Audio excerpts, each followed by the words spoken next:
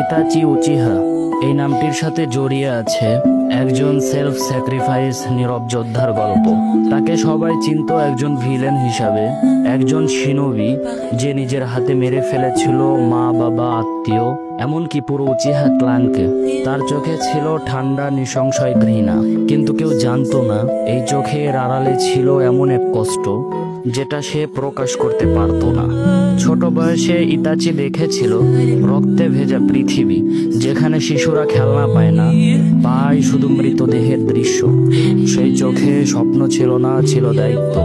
একটা দায়িত্ব যা তার বয়সের চেয়েও ভারী। সে শুধু শান্তি চেয়েছিল, একটা পৃথিবী যেখানে তার ভাই হাসবে, যেখানে তার মা ভোরে ডেকে উঠাবে, যেখানে তার বাবা তার সফলতা দেখে প্রশংসা করবে। কিন্তু বাস্তবতা ছিল নিষ্ঠুর। সেই পৃথিবী সে কখনো পায়নি, বরং তাকে বানিয়ে ফেলা হয়েছিল এক ভিলেন। আসলে ভিলেন কারো জন্মগত পরিচয় নয়। কখনো ভাগ্য, কখনো ভালোবাসা মানুষকে এমন পথে ঠেলে দেয় যেখানে সে ঘৃণিত হয়, কিন্তু তার ত্যাগ ইতিহাসের পাতায় অজানায় রয়ে যায়। ইতাচির সামনে দাঁড়িয়েছিল এক অসম্ভব সিদ্ধান্ত। উচিহা ক্লান বিদ্রোহের পরিকল্পনা করছিল, গ্রাম ধ্বংসের মুখে। আর তখন এক কৈশোর বয়সী ইতাচিকে দেওয়া হলো এক অসম্ভব সিদ্ধান্ত। একদিকে ছিল তার পরিবার, মা বাবা, ভাই, তার রক্ত। অন্যদিকে ছিল গ্রাম এবং হাজারো নিরপরাধ মানুষ।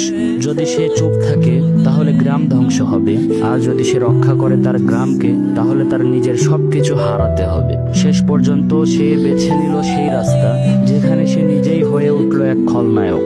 নিজের হাতে শেষ করলো নিজের পরিবার, শুধু একজনকে রেখে গেল যে তার ছোট ভাই ছিল। ইতাচি তার ছোট ভাইকে কিছুই বলল না, শুধুমাত্র এতটুকু বলল, তুমি আমাকে ঘৃণা করো, তুমি বড় হও, তুমি এত শক্তিশালী হও যেন একদিন আমাকে শেষ করতে পারো। তার ছোট ভাইকে ভিলেন বানানোর পেছনেও ছিল ভালোবাসা, তাকে ঘৃণার আগুনে পোড়ানোর পেছনেও ছিল স্নেহ। ইতাচি জানতো তার ভাই তাকে ঘৃণা করবে, পুরো দুনিয়া তাকে শত্রু ভাববে, তবুও সে হাসলো না, কাঁদলো না, কিছু বলেনি, শুধু চুপচাপ ছায়া হয়ে হারিয়ে গেল। কিন্তু আজ আমরা জানি সে ভিলেন ছিল না, সে ছিল একজন নীরব হিরো যে নিজেকে পুড়িয়ে বাকিদের আলোয় রাখার শপথ নিয়েছিল। ইতাচি আমাদেরকে শিখিয়ে গিয়েছে ভালোবাসি শব্দটি সবসময় জোরে বলা যায় না।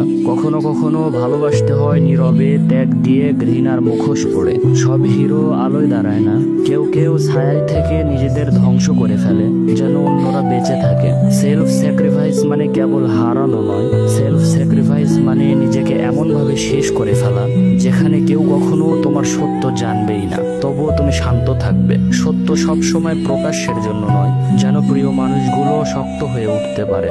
ভালোবাসা মানেই পাশে থাকার নাম নয়, কখনো কখনো ভালোবাসা মানে দূরে গিয়ে তাকে এমন শক্তি দেওয়া যেন সে তোমাকে শেষ করতে পারে। ইতাচি তার গল্প লিখেছিল রক্ত দিয়ে, তার ভালোবাসা লিখেছিল নিঃশব্দ কান্নায়। আর তার শিক্ষা রেখে গেল একটাই, সব হিরো দুনিয়ার সামনে দাঁড়ায় না, কিছু হিরো চুপচাপ ছায়া থেকেই পুরো দুনিয়াকে রক্ষা করে যায়।